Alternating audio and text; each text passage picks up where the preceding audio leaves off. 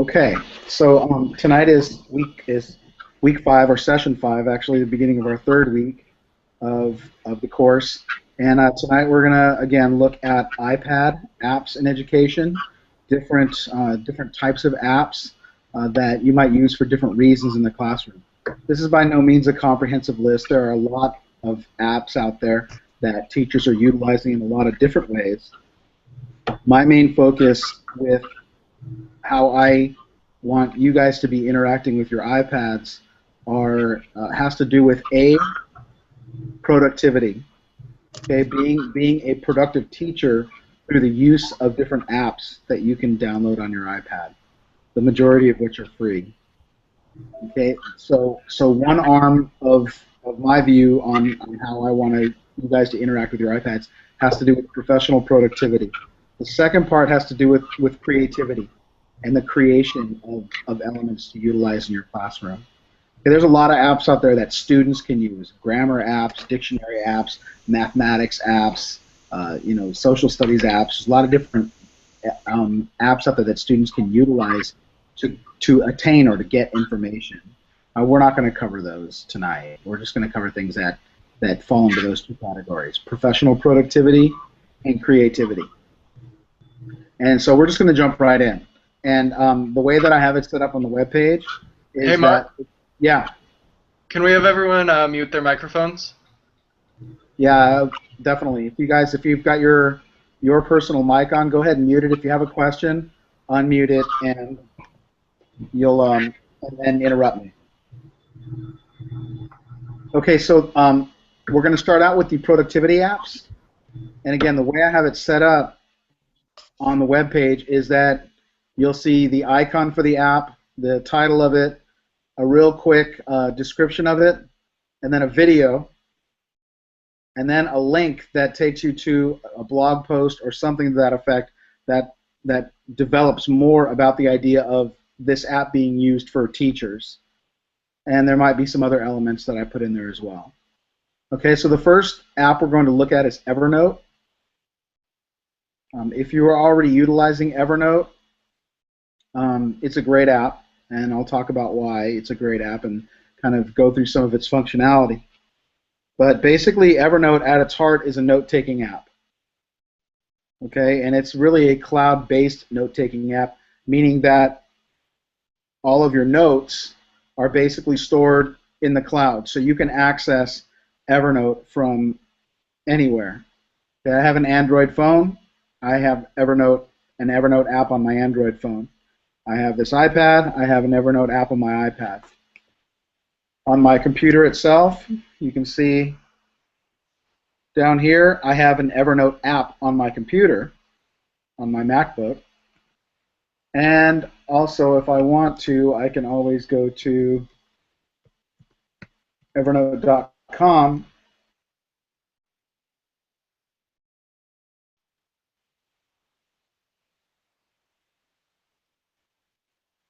and I can sign in and access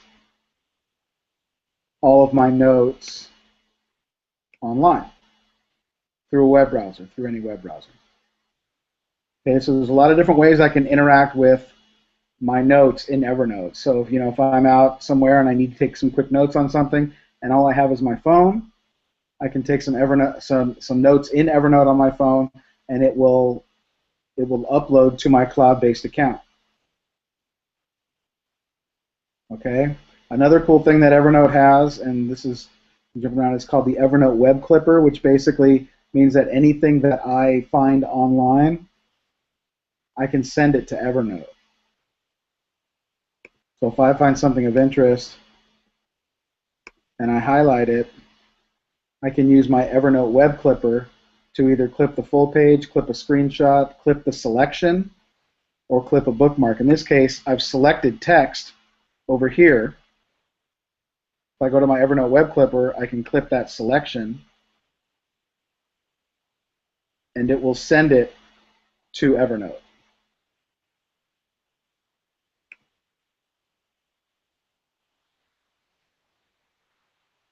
Okay, so there again, lots of different ways to interact with this note-taking device. Okay, so that's what it is at its heart. So if I'm going to, and now we're looking at my iPad now. If I wanted to in Evernote, okay, you can create notebooks.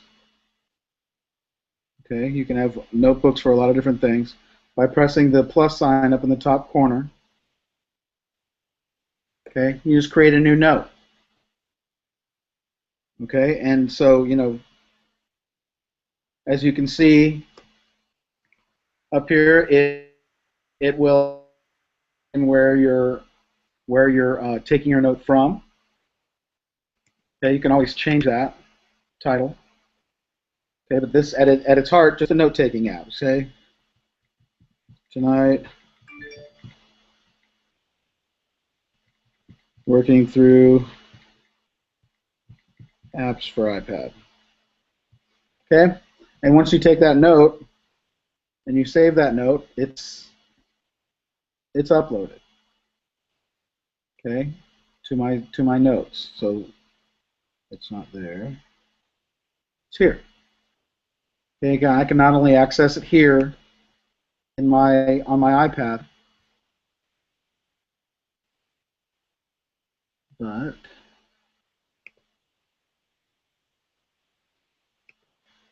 if I refresh it, it should.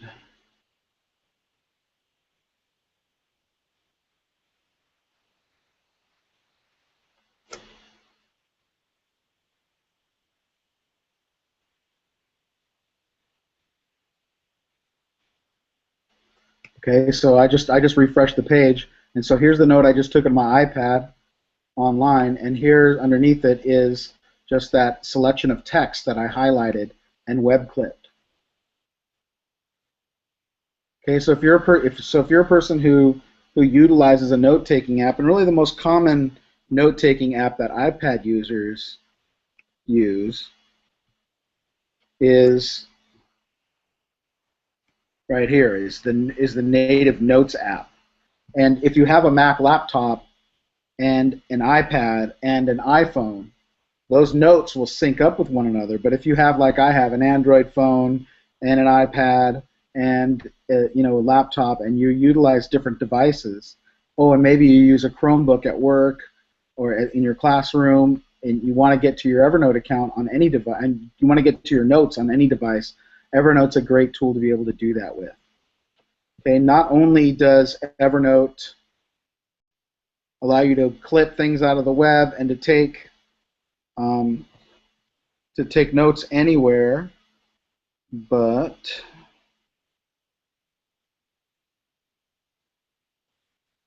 let me get back to, but when you're taking notes, actually, let me create a new note. If I create a new note, I can also, by clicking, by touching this icon on my iPad, the microphone icon, I can create a voice memo so that it will keep a memo of whatever I'm trying to take a note of. I can take a quick note, a quick voice note. And when I'm done, I just click done. And you can see here that it's left it as you can, by the little sound signal here, it's created an M4A format. So now I have an audio note that I can keep to myself. And again, you can, on your iPad or on your phone, right, you can keep an audio note of something,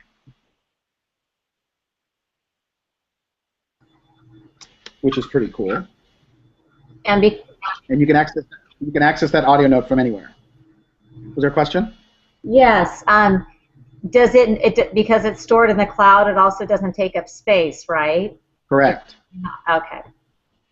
Yeah, none of this takes up any space on any of your devices, unless you're in one case it can. And let me create a new note now. Okay, and so there's also this other icon up here that's a camera. So if I click that camera icon, right, it allows me to take a photograph note. Okay, in this case, it can either be from my camera, from a document camera, from a saved photo. I'm not going to take a photo, but I'll just pull something out of my saved photos.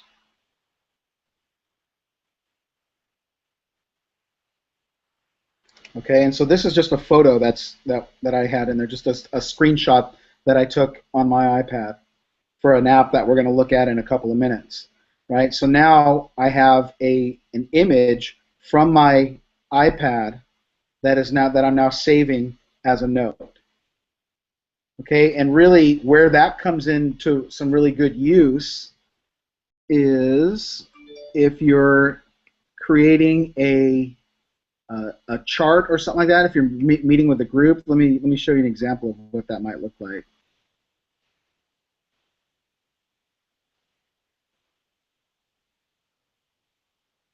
Okay, let's say that you are working with a group of people in a meeting, and you're working on on some chart paper, and you create, you know, some sort of a scheme or something like that, some sort of a chart that you want to save as a note. Okay, you can save it as a note. So this was something that, you know, we were working on a few years ago in 2011, and it now becomes part of my notes. It's a photograph that I took. Okay, and while that might not seem special on the outside, let's say that I had 5,000 notes in here, and I wanted to look for this chart, but I didn't want to necessarily have to dig through all my notes. One of the cool things that Evernote does is it will search within your photographs for words. So you can see up here I typed in the word Play-Doh, and Play-Doh is a word that is on this chart, and it recognized the written word in a photograph. Are you a musical? And included it in my search. Yeah. Okay, so let's say you're taking a picture of something that you wrote on the board, you know, some information that you wrote on the board for students, and you want to just save that as a note, or take a picture of it and send it to them, or share it with them. Right? All these notes are infinitely shareable through email, through Evernote itself. Okay, so a pretty neat tool to be able to kind of utilize notes in a lot of different ways on a lot of different devices. Professor, I apologize for interrupting. No problem. I have Shelly on the phone. She's trying to connect, but she said she could only watch a video. Somehow she's not, she can see the video and she's watching it, but she's not like in the group down below. She's asking, can you send her another invite by chance? I can. Thank you. Okay. Thank you. Shelly, he's going to send you it.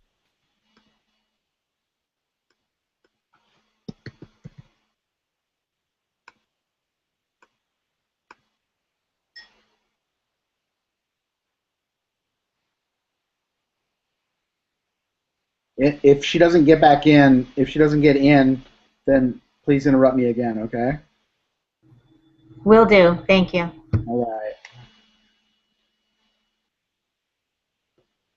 Okay, so that's Evernote. Again, not simply an iPad app, but an application that you can utilize on several different devices and have it all really sync up together.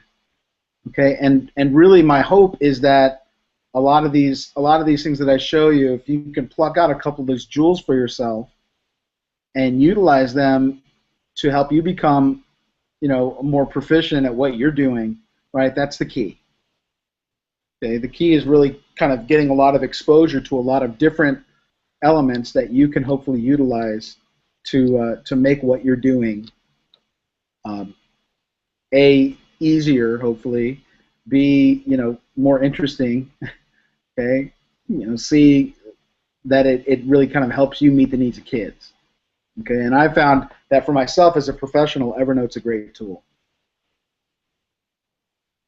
Okay, the next two apps that we're going to look at, if you're looking on the screen, are Skitch and Penultimate. These were two different startup companies, app companies that were bought out by Evernote. So both of these elements that we're going to look at, they sync up with Evernote really nicely. So those top three, Evernote, Skitch, and Penultimate, Those three apps all are part of, I guess, what you might call the Evernote suite. Not S-W-E-E-T, but S-U-I-T-E. So we're going to look at Sketch. Sketch is a pretty cool and useful annotating tool. All right, so this is just an example of what you can use Sketch for. Okay, so basically, it's a copy of a receipt, and I just put an arrow and some text on it and generated a new image out of it. Okay, so I'll kind of show you what that looks like. Let's say that I have a picture of, in this case, this is a Raspberry Pi. It's a microcomputer. It's actually, on Wednesday, we'll talk a little bit more about these. But this is an image that I just pulled off the internet. So it can be an image that you pull off the internet, an image that you take with your own camera, right? But in what Sketch allows you to do, again, is to interact, or in the popular term now is annotate this picture. Okay, so let's say that I bought some Raspberry Pis to utilize in my classroom, which it happens that I did just recently. Okay, and so one of the things that I didn't realize about the Raspberry Pi when I bought it is that to connect it to a monitor, you need an HDMI cable. HDMI cable is if you have a flat screen TV hanging on your wall or in your living room or whatever, HDMI is the cable that you use to connect it to your cable box or your DirecTV or whatever. And so I want to make sure that when the person that does purchasing for me, the next time they buy some, that they know that I need some HDMI enabled monitors. And so what I might do is take this picture of the Raspberry Pi. They might want to know what it is. And if I click on the little arrow button down here, you'll see it propels itself into a list of tools, okay? And it's on the arrow tool. So what I might do to begin with is choose that arrow tool. On the other side over here, I can choose my color, okay, and I might choose red. And then I might just point my arrow right here at the HDMI port, and I can kind of click on that arrow and I can manipulate it any way I want, move it around, but I want to make sure that there's attention being paid to that port. And then if I come over here to the right hand side and I choose, I can choose a box, and I can actually make it a circle, and I can draw a circle around that HDMI port to bring even more attention to it. Then if I press my circle again, let's say I want to choose text, and I want to type,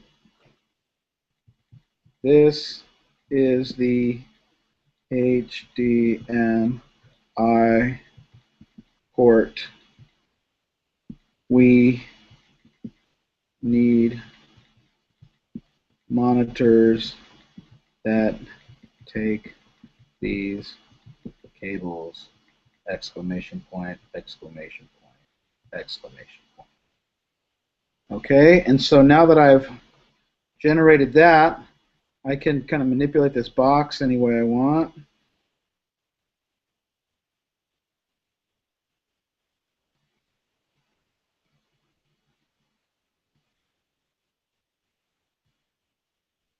Maybe I want to shorten it up a little bit.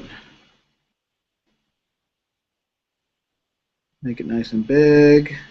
I might put that up there, and then I want to take my arrow and repoint it. Okay, and so now I have this picture that and this on the iPad is our universal symbol up here. In iOS 7, this little square with the arrow coming out of it, that is our symbol for sharing. Okay?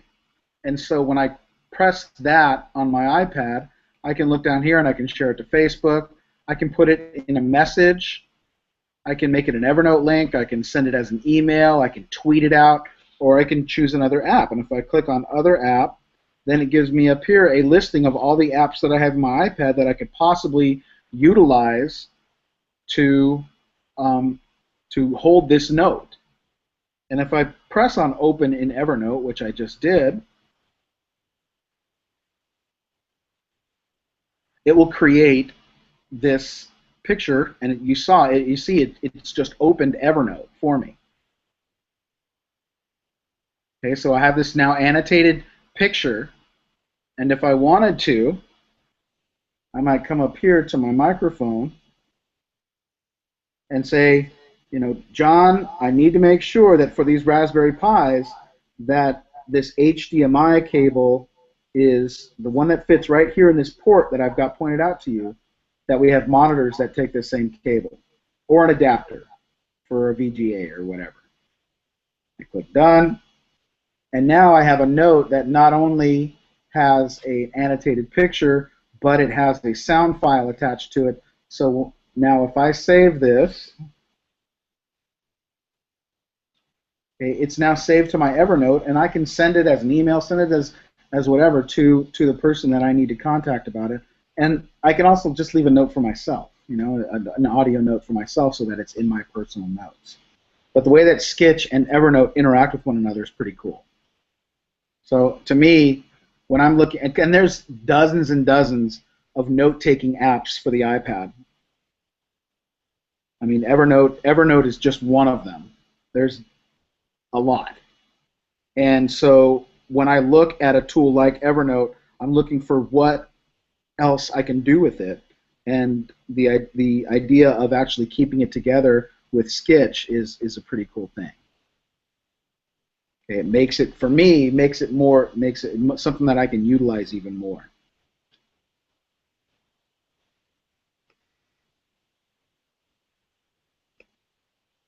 Okay, so we have Evernote. Skipped over Penultimate, but I'm going to come back to it in Sketch. So let's look at Penultimate now.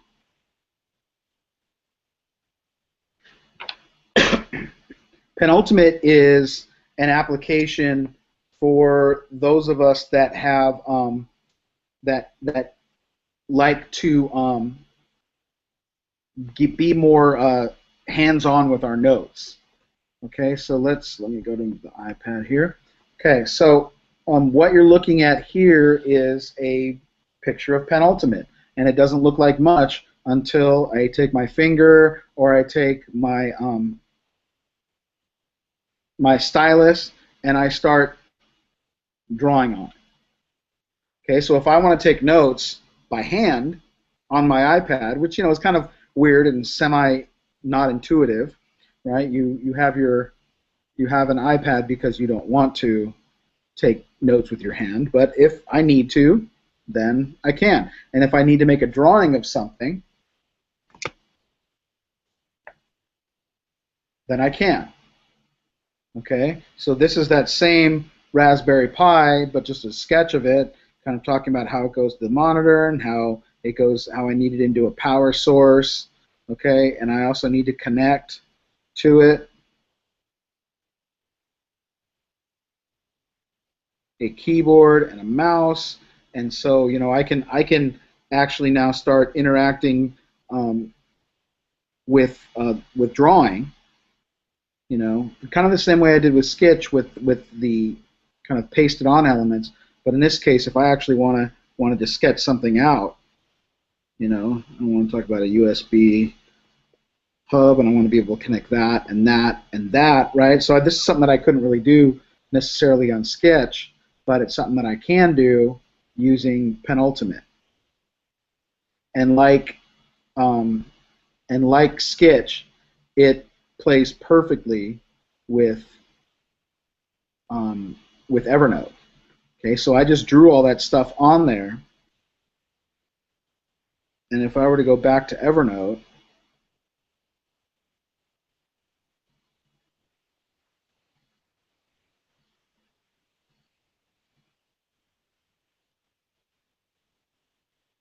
and I would look at, see, now I'm in Evernote, and I can see all of the things that I just drew in Penultimate are synced directly to Evernote. Right? So all three of those apps, Evernote, Sketch, Penultimate, they all kind of sync together to create kind of a total package. So if I wanted to sketch something out and have it as a note in Evernote, I would use Penultimate to sketch it out. If I wanted an annotated photograph or an annotated picture or chart or whatever, I would annotate it in Sketch, and it would sync up with Evernote. If I just wanted to take notes, a voice note or a photograph note, then I would just use Evernote itself for that. But the idea that all three, that do different things, sync up to create one kind of note-taking suite is pretty cool. And I know that a lot of people utilize it to really kind of keep all of their ideas together. Any questions about any of those three apps to start out with?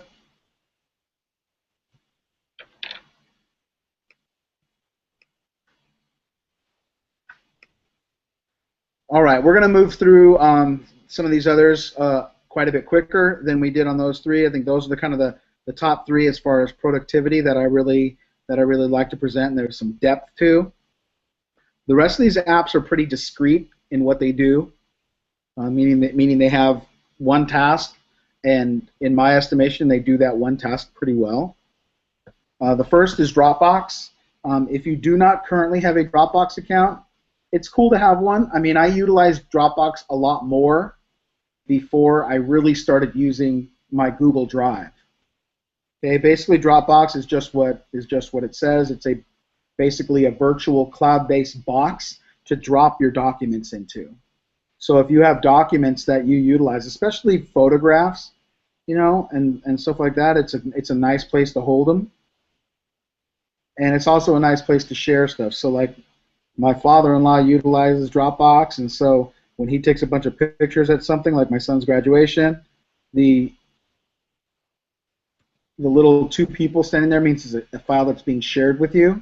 So he shares a file full of pictures from his Dropbox.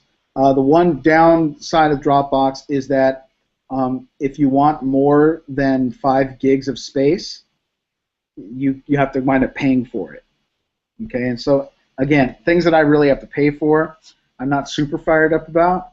But you can also by getting your friends to sign up for Dropbox, you can get more space that way.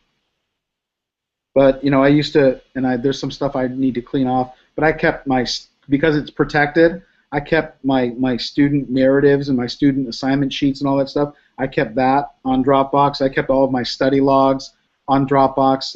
There's different ways that I would utilize Dropbox in different interesting ways. But again, I've really kind of started replacing Dropbox with Google Drive. And to be honest with you, I've got a ton of, I probably have 4 or 5 different cloud-based storage solutions that I have different stuff in. And to be candid, I probably need to kind of clean it up and find one space for all of it instead of having a bunch of different ones. But at this point in the game, this is where I am. But Dropbox, again, a cool tool if you just need some online storage space. The next one is kind of more personal, like your personal productivity. I found that it helps me with professional productivity as well because I tend to not be the best at keeping dates. But what Cozy is, at the end of the day, it's a family calendar. And so basically, this is the calendar that my family uses to schedule things. If any of my kids have something that they have going on, they know that they have to put it into Cozy. So it's, and I've heard from, I've presented on Cozy a bunch of times as kind of an add-on to a lot of other things that I'm presenting on, and I've had so many comments from people that Cozy is something that like changed their life because when they utilize it as a family, right, and you have everybody putting their appointments and where they need to be and when they need to be there into one calendar, it works out pretty well. And one of the cool things that you can do with Cozy is if you keep a Google Calendar, which comes free as part of your Google account, I have my Cozy stuff integrated, so everything in purple is something from Cozy. So you can push from Cozy into your Google Calendar, which again, so now my calendar that's on the screen on my Android phone, right? It has all of my Cozy appointments as well. So again, it's like super easy to use and really very, very functional as far as kind of getting your life. If you've got a big family like I do, you've got a lot of different things going on. It's something that is super cool. Wunderlist is a tool that I currently don't use, but I know other people who swear by it. If you're into task management and you like making lists and you like checking things off those lists, Wunderlist is a great application for that, and it's something that I know that teachers utilize with their students as well. EasyBib, we talked about EasyBib last week, and EasyBib again allows you to cite and reference things. So if there are things that you're looking up on your iPad, you can search those things out. One of the cool features that the app has, both for your phone and for your iPad, is, and we're looking at my iPad again, is right up here at the top. It's the scanning feature, and if you press on the scanning feature, it will. Let me remove. Okay, so it'll allow you to utilize your camera. Let me get a book real quick so I can make this worth our time here.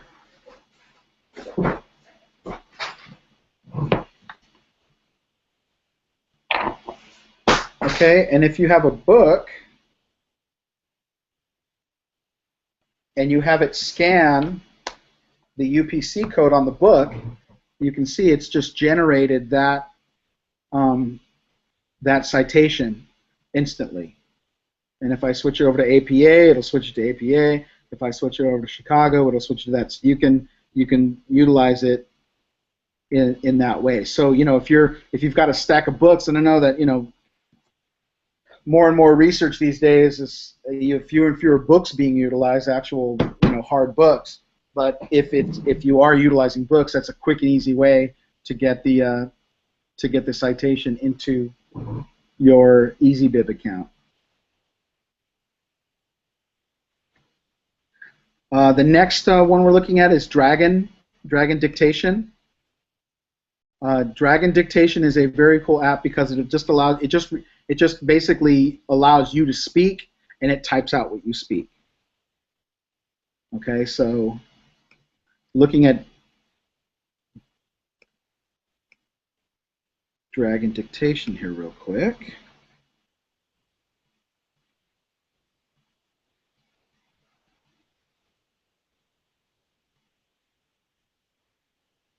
Okay, and it's as simple as, where did you go?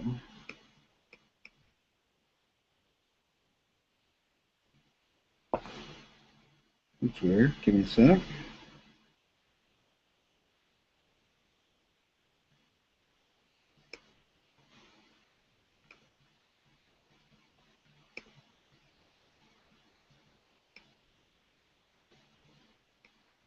Let me quit out of this app real quick and restart it. Sometimes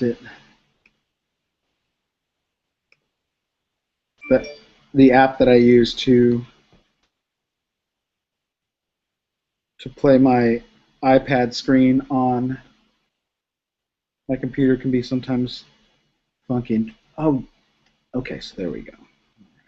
So this is what Dragon Dictation looks like.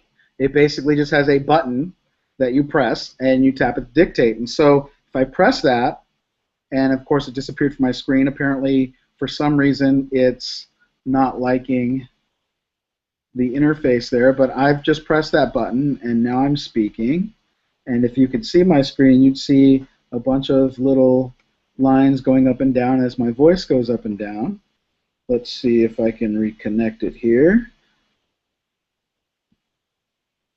Nope, you wouldn't. So let me tap it and dictate. It's probably going to disappear from my screen because for some reason this app and Reflector, which is the app I use to show it, don't play well together. But I'm going to press this button and I'm going to record what I'm saying. And I'm going to record what I'm saying, and I'm going to keep doing that as I try and actually let's quit Reflector. And I'm going to tap my screen to stop right now.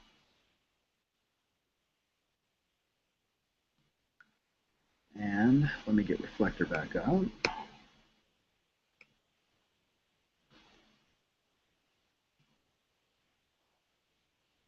Okay, and it basically at this rate just basically types out what you say. And then when you're done with that, you can share it to Facebook, Twitter. You can copy it and paste it into a text. You know, so anytime you need to basically record something that you are saying, something that a student is saying, and then you need to put that information somewhere else, okay, it's a great dictation device. The last app that I have here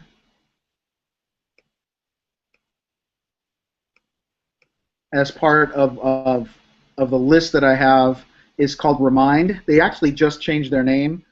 They used to be called Remind 101. Okay, but Remind is a great little app, and I use it all the time.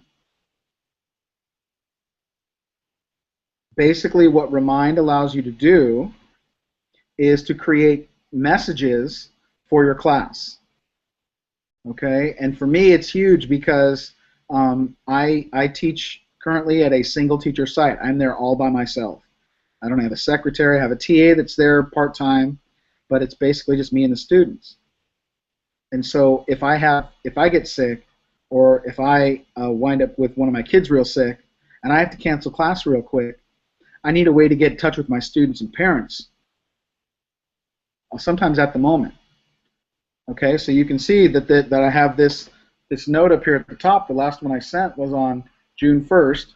Sorry for the late notice, but I have to close the classroom tomorrow, Monday, 6/2/14. Please make sure you are working at home. I run an independent study program, but I have students showing up all the time to work and to workshop and to get tutoring and to use our computers and internet and all that stuff. So for me to be able to let my students and parents know that we're going to be shut down is a huge thing. And so basically the way it works is, and I'll show it to you here real quick.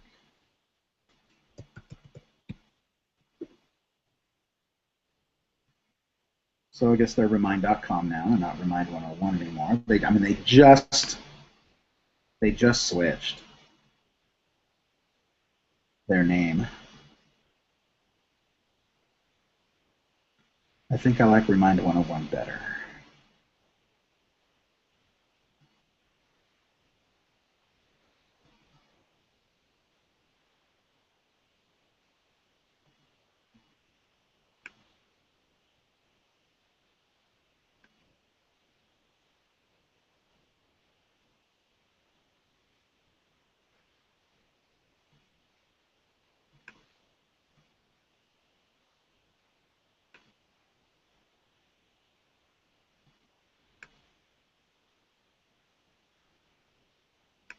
Okay, so what I do is when I get a new student, they come in with their parent, and one of the first things I have them do is they basically, to this number, they have to send a text message to this number. The name of my school site is Metro Technology Academy.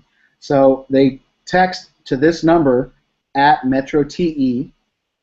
Then they'll get a text back that says asks them what their name is, and then they text back their name, and then it's done. Then that's all they have to do. And what will happen after that is, anytime I need to use Remind 101 to get in touch with all of my students and parents, I just type in my message. I can do it here. I can utilize the app to do it as well.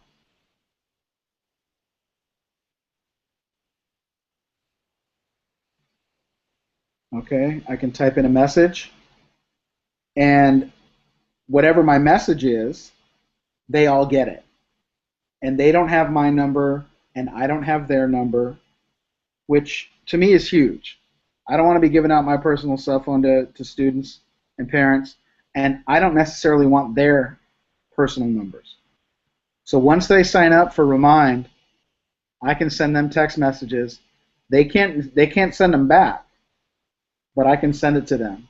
The other cool thing that Remind has done with their new tool, and I put a video of it on the web page. Check this out. It's a 30-second video, but it's pretty neat.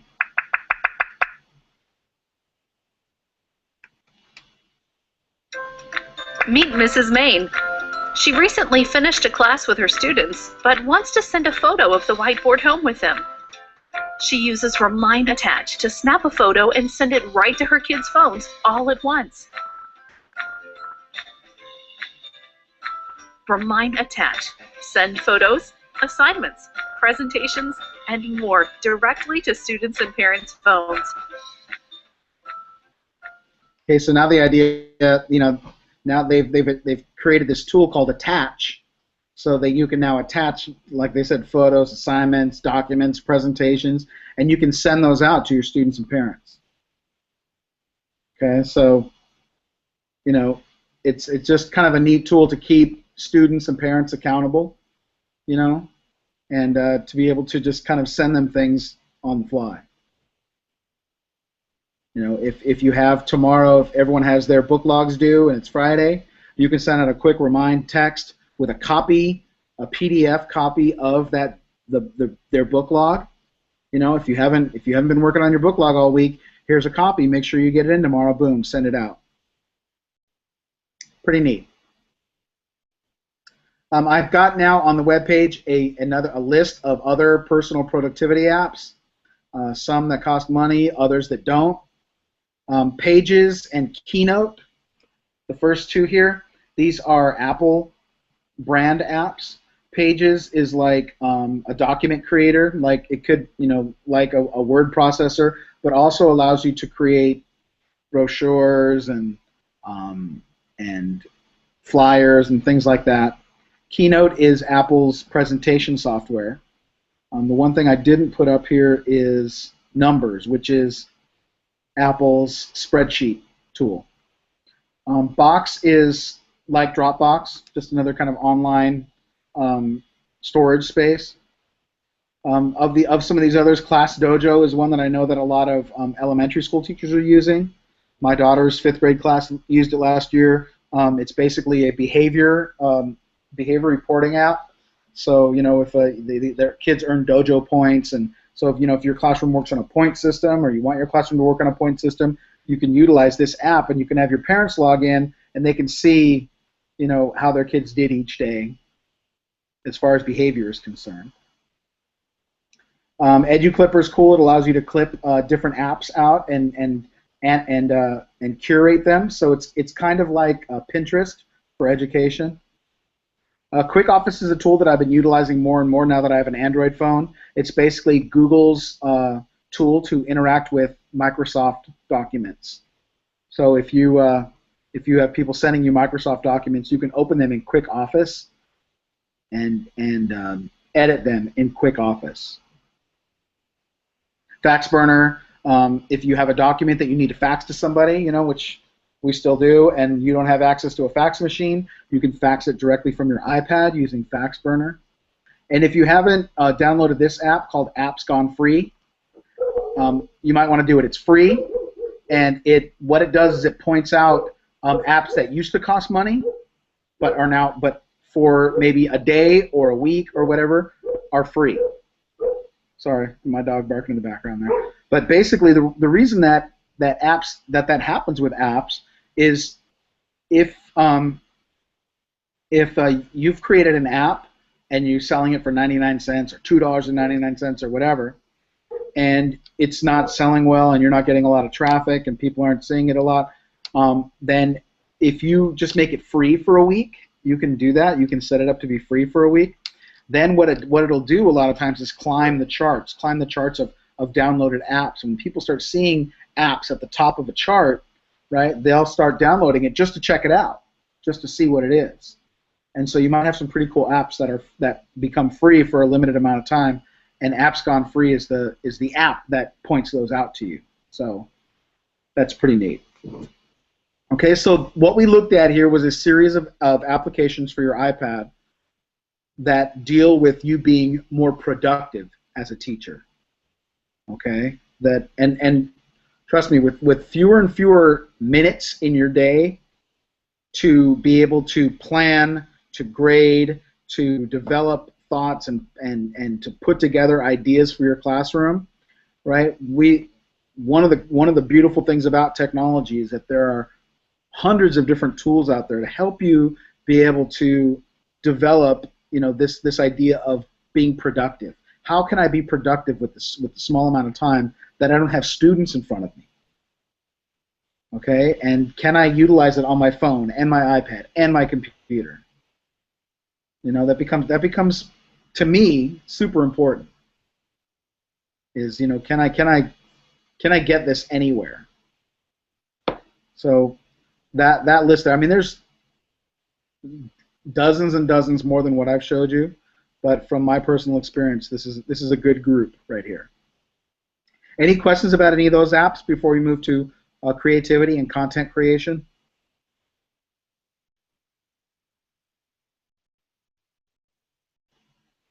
All right, so the next grouping of apps we're going to look at, again, deal with content creation. You're actually creating content, okay? And a lot of it has to do with creativity and developing different ideas and presenting things to your students in different ways.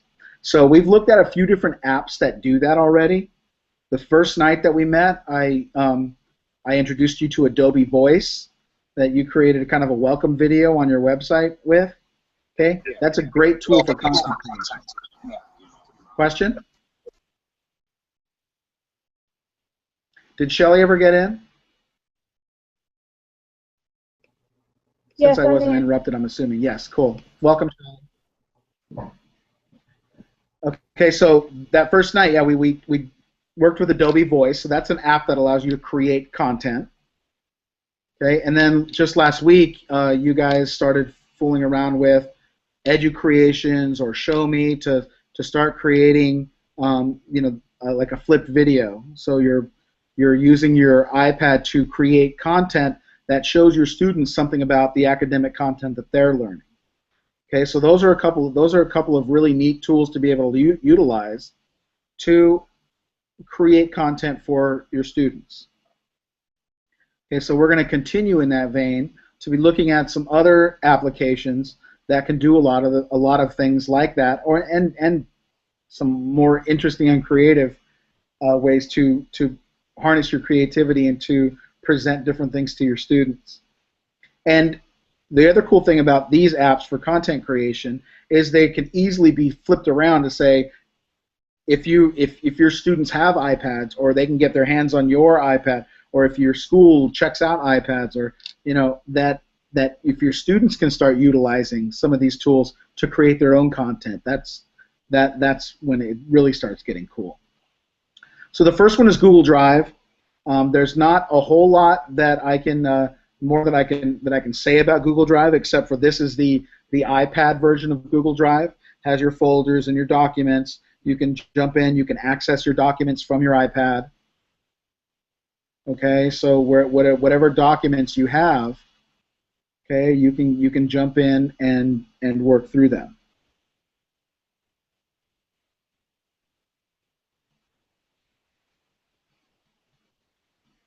Okay, so if I have a document that I started working on, okay, then I can look and start interacting with that. Okay, and the last time I used my iPad to edit was before they came out with the actual Docs apps. So there's a Docs app. Okay, let's go into the App Store here real quick.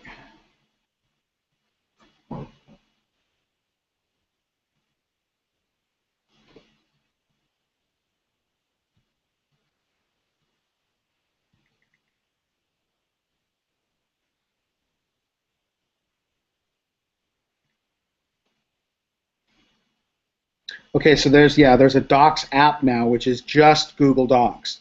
So what Google's done now is they've developed apps for Android and for Android and for iOS, for iPads and iPhones, that allow you to interact with your docs, with your spreadsheets, and with your presentations in single apps.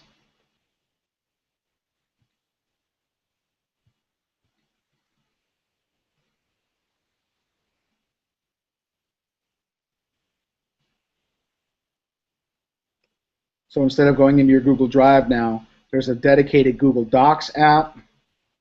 I'm sure that there's also, I know that they were talking about putting one out for presentation, but I don't know if they did it yet. No, not yet. But I know there's also one for Google Sheets, which is their spreadsheet application.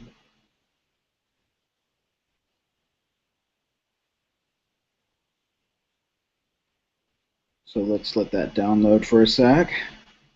So it looks like now what the Google Drive doc will allow you to do is to look at your all the different things in your drive. But if you want to interact, come on, buddy. You need to use Docs or Sheets. Okay, we'll come back to our Google Drive. The next one I want to look at is called Prezi. I know that most likely most of you, if not all of you, have used Prezi on your desktop. Okay, and basically Prezi is presentation software, but it's non-linear presentation software, so that when you create a Prezi, you can kind of utilize the space of the presentation as part of your presentation. Okay, whereas traditionally our presentation software, our main one was PowerPoint, and now we have Google Presentation. Those tools are linear, so it goes from slide to slide to slide to slide, and without a ton of interaction. But what Prezi allows you to do is to move around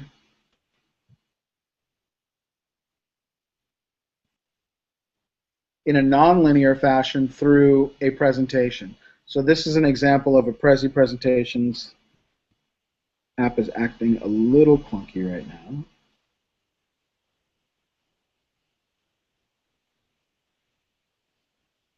So, and if you've used Prezi before, you know how it's utilized. So in this case, it's kind of almost a 3D effect where it jumps out and it focuses in, and it zooms in and does all kinds of cool stuff.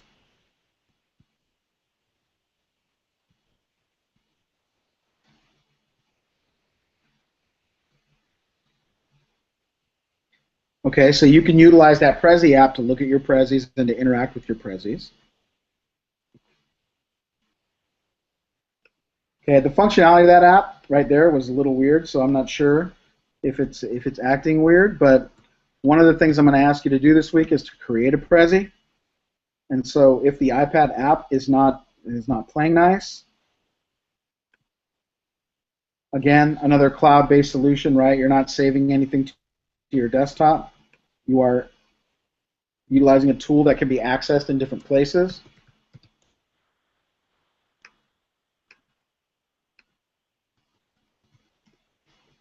So at Prezi.com,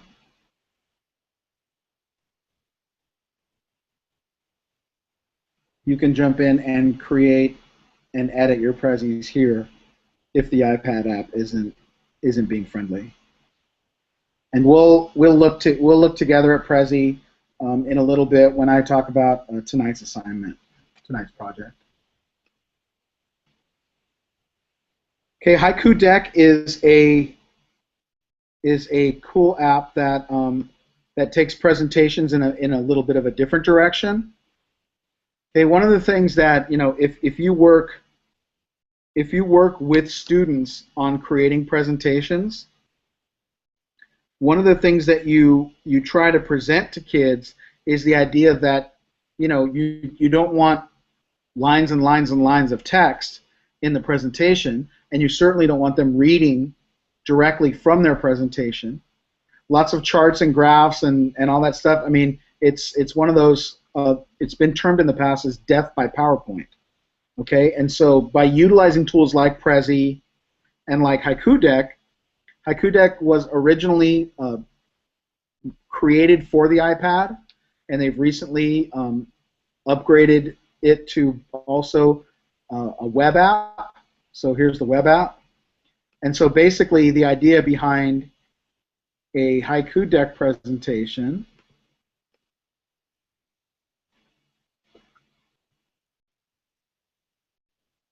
is it's big on pictures and limited text. So when you start looking at a haiku deck, and this is one that I created for another class that I teach, that you're looking at pictures that tell a story with small amounts of text, if any text, and that the presentation comes from you. Okay, so this is a great tool to use with students to get them in that place where they're not utilizing a bunch of text, but they're seeking out images that help tell a story. And one of the neat ways that haiku allows you to do that is, I'm going to just very quickly create a new deck. Let's call it presentations. Okay, it starts creating slides for you, and you can pick from different themes. So let's say that I want that theme right there, Zissou. Okay, now I can tap to edit this. I'm going to call it Presenting 101.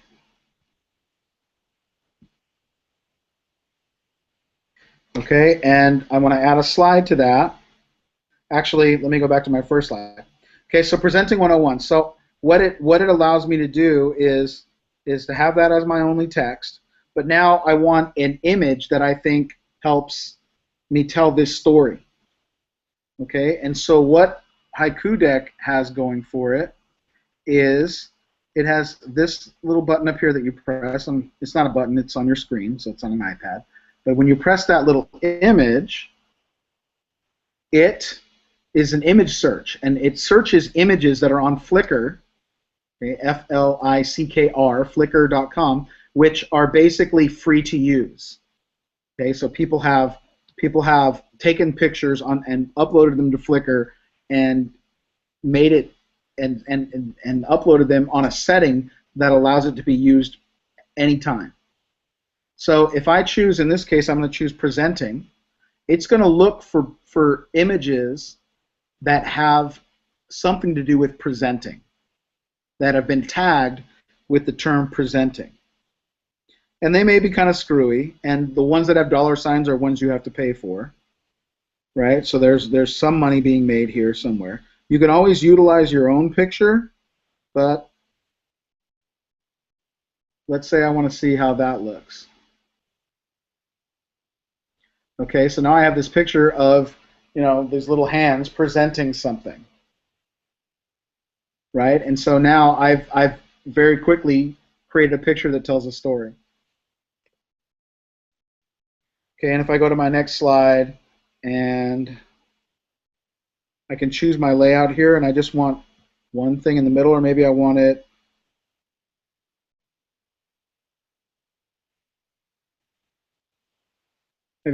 top and bottom there, so that's what I want. So I'm going to tap up here, use as few, and maybe I want to come down to the bottom now, words as possible. Okay, and again, I want to come over here to my images, and it's going to now give me this list of words that I have in here. Okay, and so maybe I don't want to use any of those words, maybe I just want few, because it didn't put that up. And so I'll just type in few and see if there's any pictures in here that meet that, and it doesn't. So maybe I might try another word like little. Or how about this? In this case, I might even choose like blank page. See what comes up. Okay, so maybe I just want that. So in order to illustrate the idea that I want you to use very few words, I'm going to give you basically blank pages as my image. Okay, so you can see that now we start putting together a presentation using, you know, a kind of creative ethic here, where, you know, I've got my first slide there, And now my second slide use as few words as possible. My next slide would be use engaging photographs. My next, you know what I mean? So as I'm presenting now, I'm not using my slides as a crutch with a bunch of words on it or charts on it or graphs on it. I am doing the presenting, and my slides, my presentation is merely an accompaniment to what I'm doing. Okay, this is a very, I mean, again, if you want to teach students how to do that, this is a great application to use to be able to do that. And you can always bring in your own pictures as well. So if I press import, it'll allow me to get pictures from my, either take a picture or use my photos.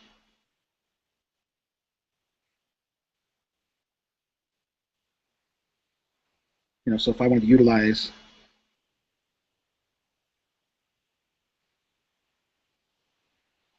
the picture of that I have on my iPad already, I can do that. Or any picture I find on the internet, I can utilize that as well. Okay, so Haiku Deck, very cool tool. Idea Sketch, and we're not going to look in depth at every one of these, but if you create mind maps, flowcharts, concept maps, those kinds of things, Idea Sketch is a free tool that allows you to do that. One of the cool things about it, and I think I showed you this, what this looked like last week when we looked at MindMap in our Google Drive, it also allows you to convert it directly into a text outline. So just, you know, if just by pressing a button, you can get, you can go from an outline to a mind map instantly. Okay, one of the few tools that I highlight that is that costs any money. There's a few different tools, a few different apps that do the same thing as Comic Life, but I don't think any of them does it as well, and I don't think any of them are made to interact so well with students. But one of the Comic Life is an app that basically allows you to create comic pages. Okay, so you can see in this picture here, it looks like a comic book. Let me bring it up on the iPad here real quick. Okay, so you can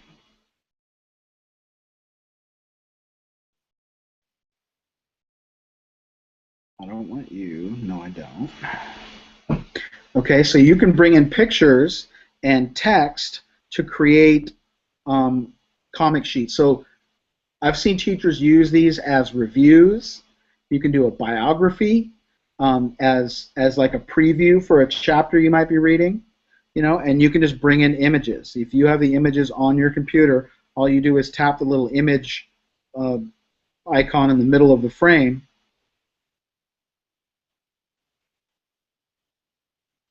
and you can bring in, like, there's a picture of me and my sister when we were kids. Okay, so I bring in a picture, and then I can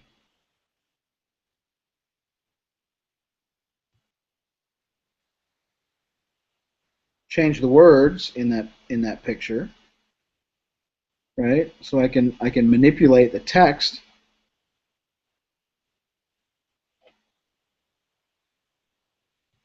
Right?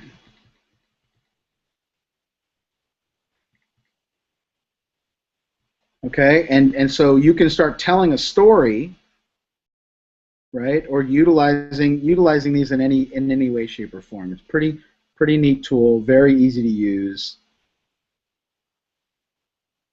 and you know, very high impact. Okay, so this is one of those that you know, there's like a lot of different applications for it as a teacher, but for your students to be able to show what they've learned through a comic page, creating a comic page is pretty powerful and fun. And so if we can kind of combine powerful, fun learning, right, that's kind of the gold zone for teaching. So Comic Life is a great tool for being able to do that. Another tool that works kind of in the same way is a tool called Sock Puppets, and basically is what you want it. And this might be one that doesn't like to play nice with my broadcasting app here. So it might be one that you just gonna have to watch the video and explore with it. It's a free app. Let me see if I can get it back up.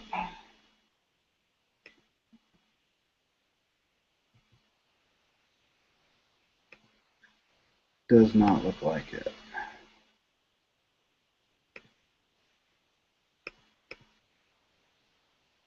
Okay, this doesn't play nice with Sock Puppets, so I can't show it to you on my iPad.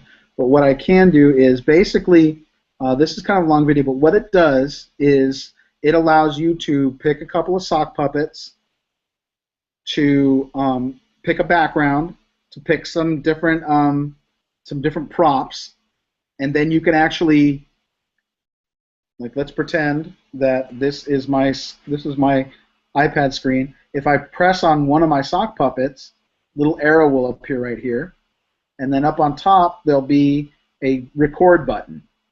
I press record, and then when I speak to my iPad, you can see the little mouth of the sock puppet move, and it records my voice.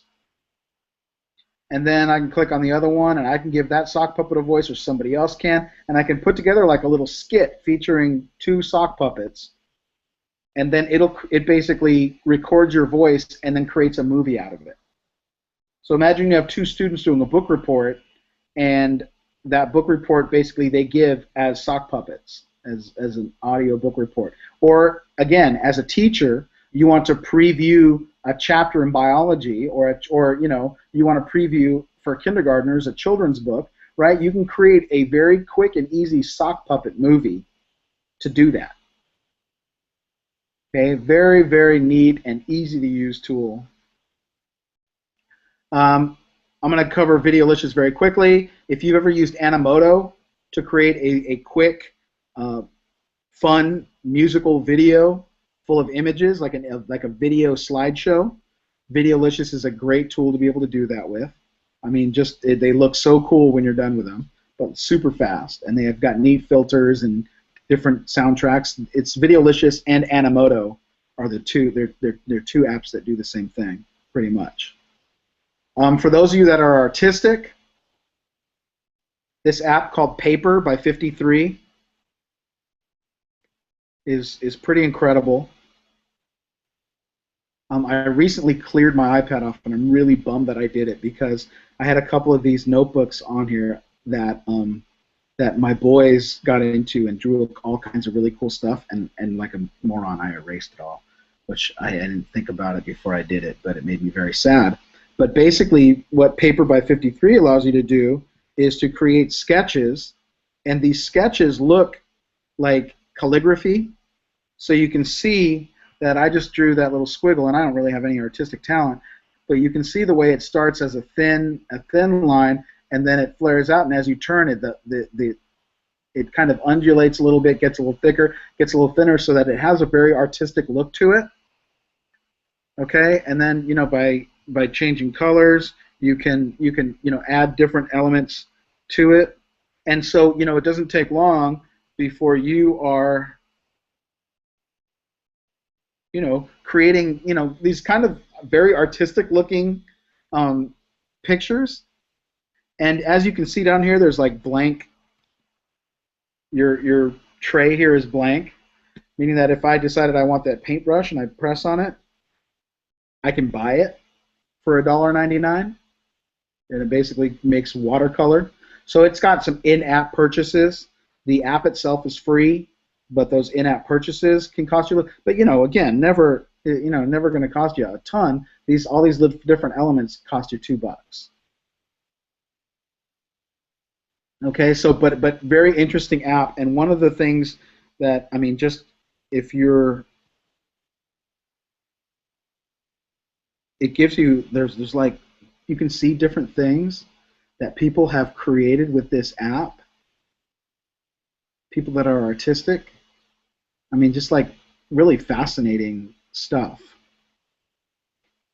So, just, I mean, if you're one of those people that's very artistic, or if you have kids that are, extremely artistic, the ability to be able to just to paint something that looks just like something like this on your iPad is just fantastic. And this is one of those apps just feels very good when you use it. It's very interesting.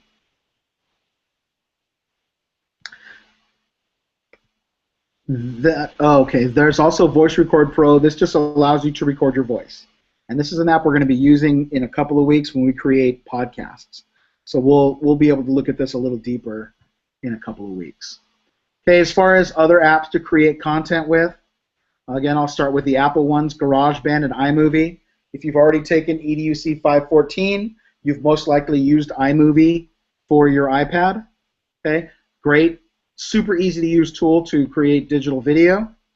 GarageBand, you probably use that as well, depending on who you had as your 514 teacher. But GarageBand allows you to create soundtracks. Okay, so if you play an instrument, you can plug in and play on your iPad, and you can start really composing music on your iPad using different instruments. It's very cool. My son is a talented musician. He uses it all the time. He just loves that app. Photoshop Express, if you've ever used Photoshop to alter or to edit your digital photos, this is just a quick and easy online version of it. Sketchbook is kind of like Paper by 53. It's a sketchbook. Puppet Pals is kind of like sock puppets, but they're just like kind of actual puppety looking puppets. Of these other ones, VoiceThread is cool, but it costs money, and I'm not ever super pumped up about things that cost money. Toontastic is kind of like the puppet apps, but it creates a little cartoon.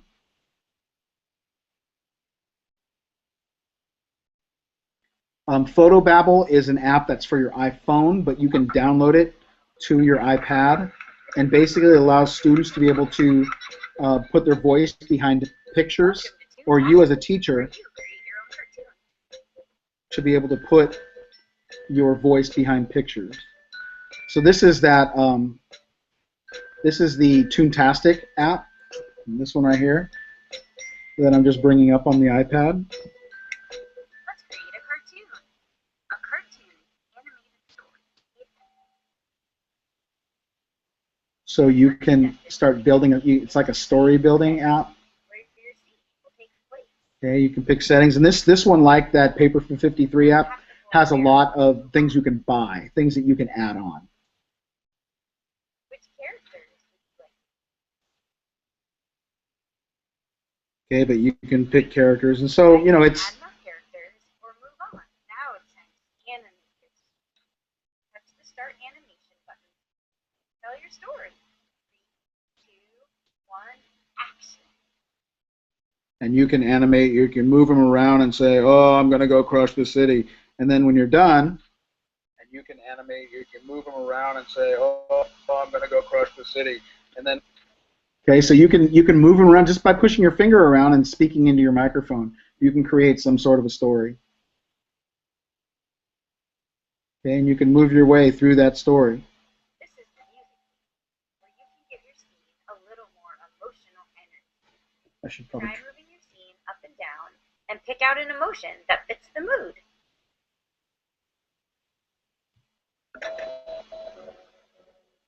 So this now puts music behind it.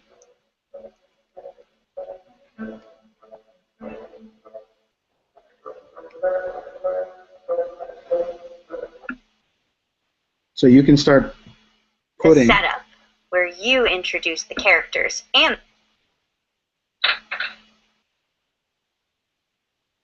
tell your story. Okay. 3, 2, 1. So you can see how action. cool that could be as a teacher. Again, Photobabble, neat tool to be able to annotate photos, and it's going to look a little grainy on your iPad because it's an iPhone app. So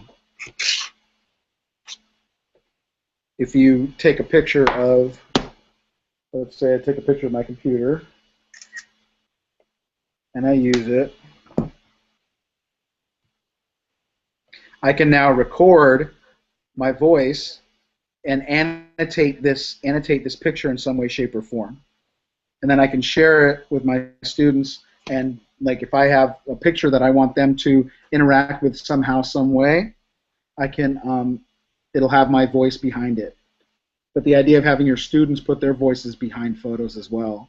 You know, let's have students, like an assignment, like, you know, one I like to use a lot is have students, take engaging vocabulary from something that we're working on, and then find pictures that speak to them and tell them, you know, that that's what this word means, and then have them behind that picture tell why the picture signifies that word to them, what it means to them, and then have them put it on their blogs. Pretty cool. Okay, so a ton of apps. Okay, there's a lot of different things here to explore and to look at, and that's kind of what my main goal is to really have you just kind of looking at different apps and exploring them and seeing kind of how they work and how you might be able to utilize them. And so this week's assignments are kind of in that territory. We're not going to have a community discussion today, but we will have a blog entry, and that's going to be an iPad app review. I want you to write a post for your blog reviewing an iPad app that can be used in the classroom. Okay, this review should have two segments, the first describing the app, and the second discussing its implications for education. And so I give you a couple of examples here that you can click on. One of my favorite blogs that I read, and read it all the time, is called Free Tech for Teachers. I think I showed it to you either the first or second night. And one of the things that's cool about Free Tech for Teachers is that the guy that writes it, Richard Byrne, for everything that he introduces, so this is his blog post on Haiku Deck. So he basically, in the first part of his blog post, describes what Haiku Deck is. An iPad app that all students and teachers should have installed on their iPads. It enables anyone to create beautiful slide presentations. It's so easy to use that when I was describing the app to someone last week, I said it was like Animoto for slide decks. So it basically, he's talking about what it is. Two features that make it stand out. First, Haiku Deck intentionally limits how much text you can put on each of your slides. Second, it helps you find Creative Commons licensed images for your presence, so it breaks it down. And then what he does at the end of his blog post, and you can see it's not a super long post, is he talks about applications for education. Okay, so this is how it can be used in the classroom. Without the option to create long lists of bullet points or big blocks of text, the beauty of Haiku Deck is that after students create visual pleasing slides, they then have to focus on really knowing the material before they present it. Okay, so it's like this is how it can be used in the classroom. I gave you another example of one from another blog that I like to read. It's called Educational Technology and Mobile Learning, not as fun and exciting as Free Tech for Teachers as a name, but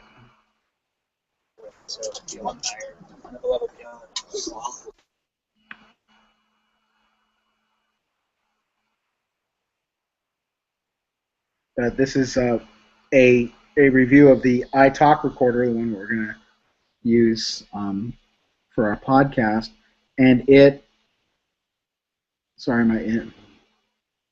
apparently my browser's a little wonky right now, but in this blog post,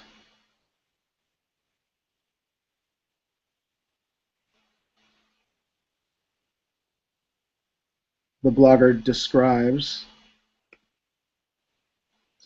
having some issues here.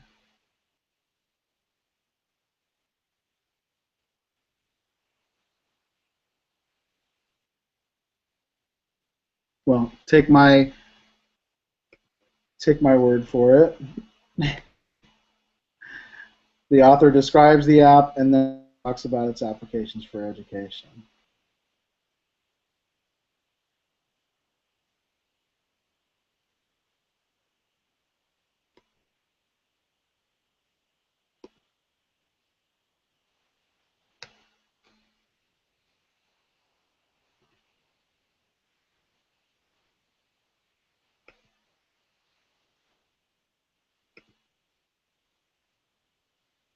Okay, so that's what I'm going to ask you to do for your blog entry. So you're just going to find an app. Doesn't necessarily have to be one of the ones that I listed here, but it certainly can be. Okay, so you're going to write a post for your blog, basically describing what the app is, what it does, and then how it can be used in the classroom, or as for a teacher. Okay, what its implications for education are. And can you get that information from a website? Can you find it somewhere else and then utilize that in your blog post? Absolutely, you can. Just make sure that if you do that, if you use someone else's description of it and you use that to help inform your description of it, that you cite that as a reference at the bottom of your post. Okay, one of the things and it's one thing I go over with students all the time about blogging, is that when you're blogging, other people can see what you blog. You're not just blogging to yourself. You're not just turning it into me and having it turn back to you. You are publishing it for the world to see. And while it is doubtful that someone's going to come across it most times, Google searches are Google searches. And if someone searches an app that you write the thing on and you copy word for word something that someone else says, and they come across it, it's like, that's my work. You know what I mean? So if you use anybody else's work to help inform what you're doing, always make sure that you cite them as a reference at the bottom of your post. So that's your blog entry. Your project for this session is something that you're going to be creating in Prezi. Okay, so for this week's project, you're going to be creating a Prezi highlighting 2 different iPad apps, one for productivity and one for creativity. Okay, and so for each app, you're going to include 1 tutorial video. You do not have to create the tutorial video. It can be one that you find on YouTube. So like when I all of these different tutorial videos up here, I didn't create those. I accessed them from YouTube. And one thing about YouTube videos, if you embed them, or in this case you put it in a Prezi, it's not necessary to cite where you got the YouTube video from, because it itself is a citation. Once it's published on YouTube, it's open game. And if you just by clicking on the Watch on YouTube button, it'll open up a page in YouTube that basically lets you know who posted it. Okay, so don't worry about citing your YouTube videos. Okay, so that's one thing you're going to do for your Prezi project. And I noticed here that I don't have any examples. I will, after class, I'll put in a couple of examples of these Prezi projects so you can see what they look like. Include at least 2 screenshots from your iPad. So I want to see screenshots from your iPad that you actually snapped a picture of. And do we know how to do that on our iPads, how to take a screenshot? There are basically 2 buttons on your iPad. Okay, so there are 2 buttons on your iPad. Yes. There is a button up on top of it, up here at the top, and there is the home button, which is down here at the bottom.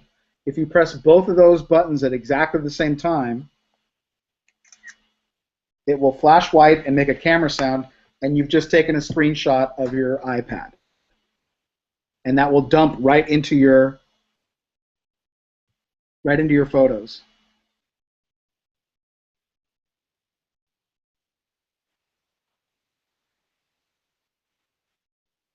So there's the picture that I just took of my screen. All right, so it just jumps right into your photos, into your photo gallery. Okay, so 2 screenshots from your iPad, a short description of what the app does, a short review of how easy or challenging the app is to use, and so that's your personal opinion in using the app. Is it easy to use? Is it challenging to use? And a short description of how you can see each app used in education. Okay, so when you're in Prezi, one of the things that you can do is by clicking on New Prezi,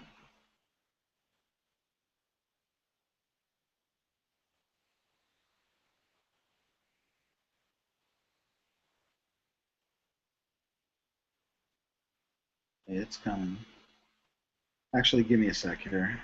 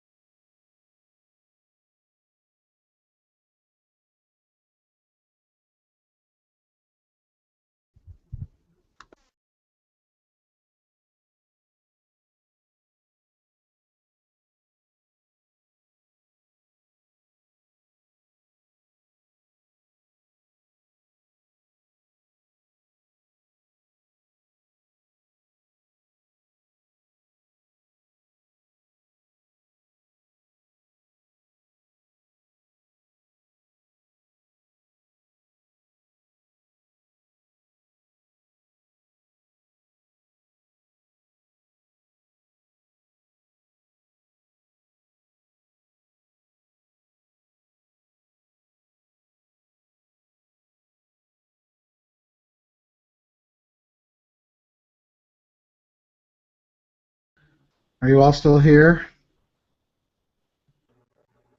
Yes. Yeah. Thanks for hanging in there. Oh, that's how ridiculous I am. I decided that I was going to quit Chrome so that because it was acting funky and forgot that my Google Hangout was in Chrome. So I went into Safari and kept teaching. So all that time that you were waiting for me to come back, I was talking to nobody, which is awesome. So let me, okay, I know where I was. I was all the way into Prezi, so I gave a full little lesson on Prezi that none of you saw. Fantastic.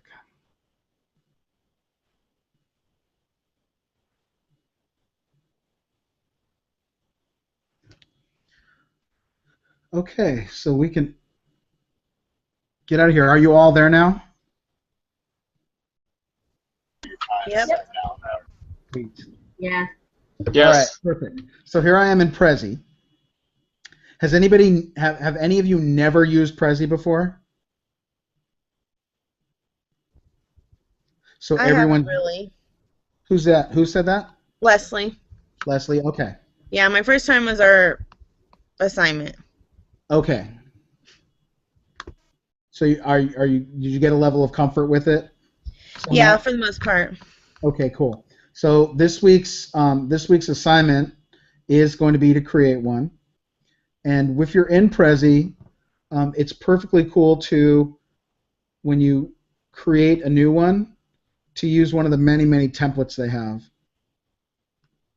Okay, so they have a ton of templates, and as you're creating something that is kind of showing off two different tools, I always kind of look for, if I'm going to use a template, maybe one that has that kind of like this one. This one doesn't have to do with necessarily what we're looking at, but it has kind of two different sides, has different elements. I'm kind of looking for three different things, so each side has three things on it. If I'm looking on this side for productivity,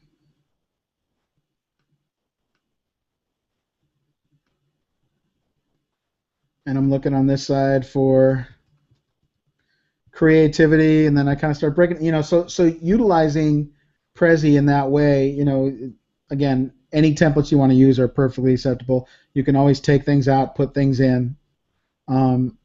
If you're not comfortable with Prezi, if you don't have a level of comfort with it, there are tons of tutorial videos. Prezi is something that I cover in 512 with a little more depth, and so usually if you've taken 512 before 515, which you should, you already kind of have an understanding of Prezi. If you're having problems with Prezi, it's kind of, if there's elements of it that confuse you, remember to jump into the Q&A area of our community and fire a question in there, and I'll be sure to jump in, and hopefully other people would do that as well. But have fun with. I mean, Prezi at the end of the day, for me, I always love working in Prezi. It's fun for me, but then I'm kind of a nerd, so I guess that fits. What I will do on the site, I'll do it tonight after we're done together. I will put a couple of example Prezis down here, links to example Prezis, or actually I'll probably just embed them. This screencast was from 2 terms ago, so I'm going to replace it with the one that we've worked through tonight. Okay, do we have any questions about the 2 assignments for tonight? All right, then. I'm going to get a drink of water. I'm going to shut off the recording, and then I'm going to stick around for as long as we need to for anybody who needs some assistance with prior night's work. Okay, so if you don't need any help with sessions 1 through 4, if you don't have any questions lingering about the assignments, the projects, the blog entries, any of that stuff, we're done for tonight. If you do have any questions, then stick around and we'll see if we can get those answered for you.